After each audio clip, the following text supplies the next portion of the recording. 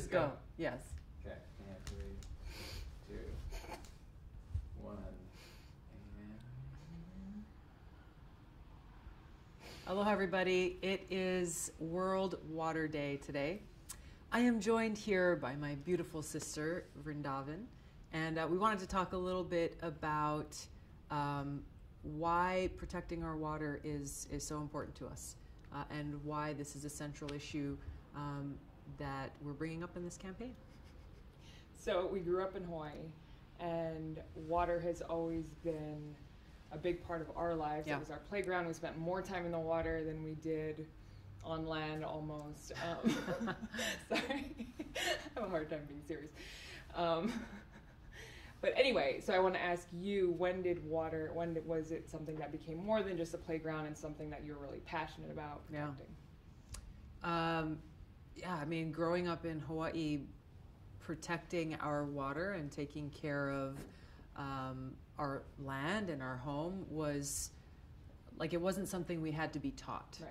It was something that was part of our culture and a part of our upbringing, that we appreciate our home, we appreciate Mother Earth, we appreciate having clean water and this beautiful playground that we grew up in. So obviously we would want to make sure that we took care of our home, that we took care of Mother Earth.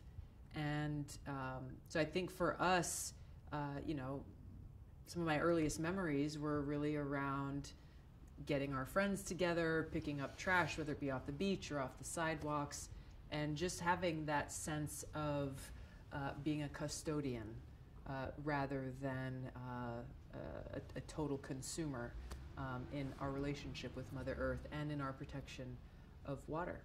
So for those of you that have been following Tulsi for a while, she was basically a superhero. And is a superhero, but started off when she was 16 years old, and her superhero figure was Water Woman. That's so right. Tell us a little bit about that. Disclaimer: this was a superhero that I created. Totally legit. I wanted to do more than just go and clean up the beaches.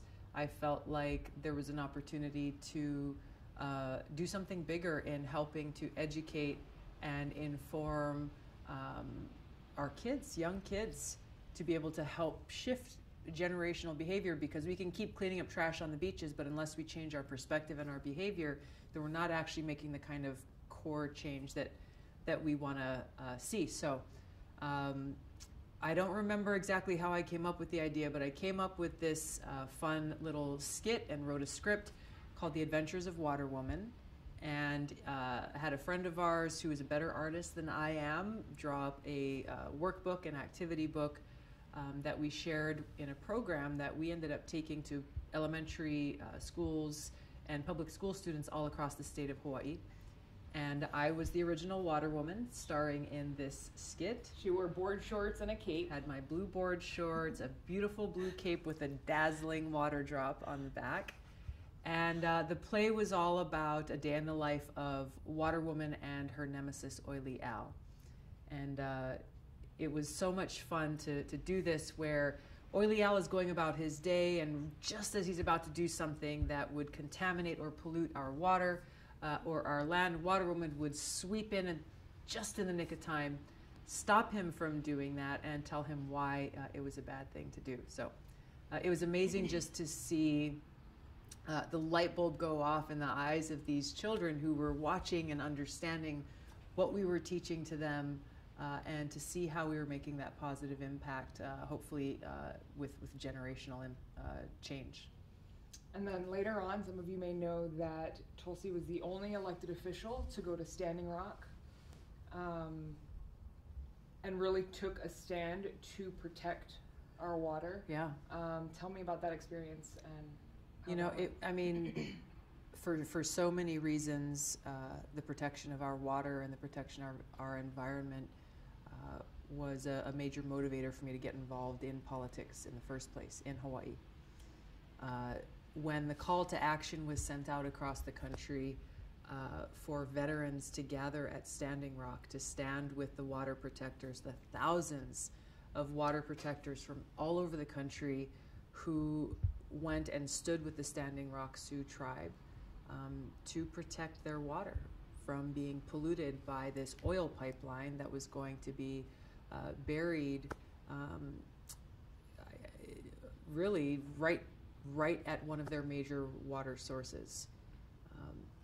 This was a threat to their very life, and that's where the mantra and the motto that was being repeated at Standing Rock was Mini Wichoni, which means water is life.